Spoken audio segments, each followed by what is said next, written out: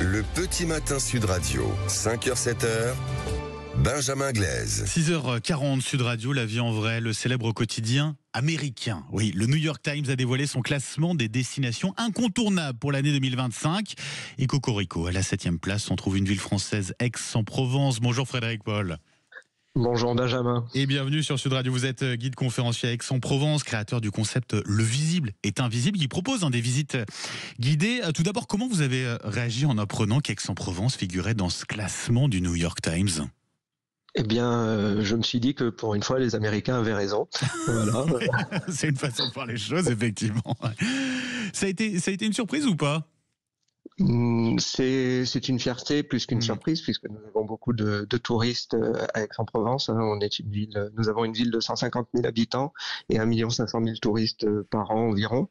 Donc, et beaucoup d'Américains viennent à Aix-en-Provence. Donc beaucoup de fierté. C'est vrai que c'est un coup de projecteur sur Aix-en-Provence assez important au niveau international. Alors si le New York Times a placé Aix-en-Provence dans le top 10, c'est aussi notamment, peut-être principalement, parce que la ville a décidé de célébrer Paul Cézanne tout au long de l'année. C'est vrai qu'on ne peut pas parler du peintre sans parler d'Aix-en-Provence. L'un va avec l'autre, Frédéric Paul. Oui, c'est le plus célèbre des enfants d'Aix-en-Provence, puisqu'il est né à Aix et mort à Aix, 1839-1906, et il a passé la plus grande partie de sa vie à Aix, où il a peint dans de nombreux lieux, et des lieux comme la Bastide du Jas de Bouffan, son atelier d'Élove, ou les carrières de Bibémus, les deux premiers qui vont d'ailleurs rouvrir cette année après une grande restauration, et à cette occasion, on va avoir une année Cézanne exceptionnelle. Oui, c'est avec beaucoup d'événements et des réouvertures de lieux qu'on n'avait pas pu observer depuis quelque temps. Voilà, la Bastide familiale, la Bastide du Jas de Bouffan avait été fermée 3 ou 4 ans, donc elle rouvrira le 28 juin.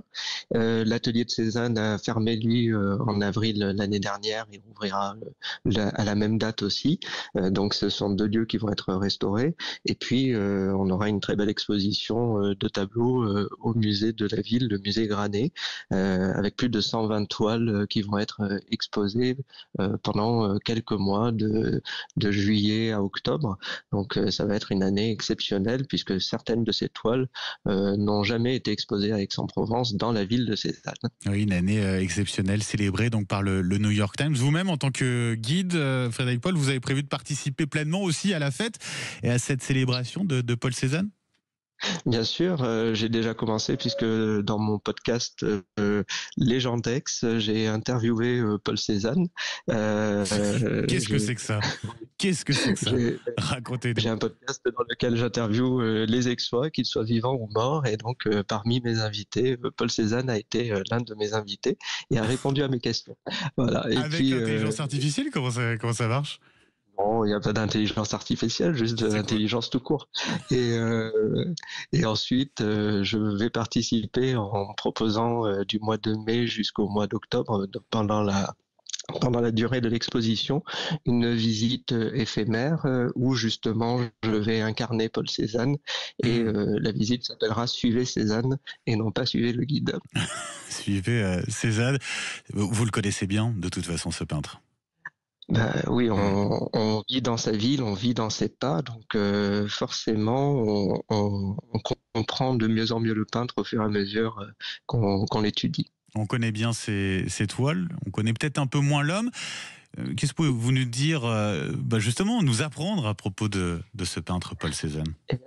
C'était un personnage complexe, Paul Cézanne, un personnage un petit peu sauvage même, à tel point qu'il avait des inimitiés dans la ville. Le directeur du musée de la ville à l'époque a dit « Moi vivant, aucun tableau de ce Cézanne ne rentrera dans ce musée », ce qui a montré qu'il n'était pas visionnaire. Oui, c'est le moins qu'on puisse dire, oui.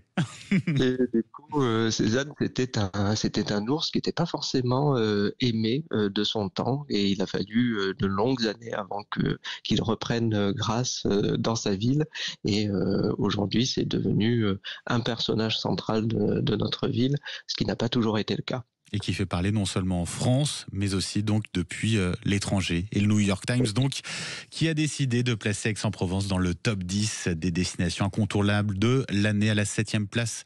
Précisément, merci Frédéric Paul d'avoir été avec nous ce matin sur Sud Radio, guide conférencier à Aix-en-Provence, créateur du concept Le Visible est invisible. Je vous souhaite une très belle journée et puis une très belle année. Paul Cézanne, bien sûr, Sud Radio, 6h45.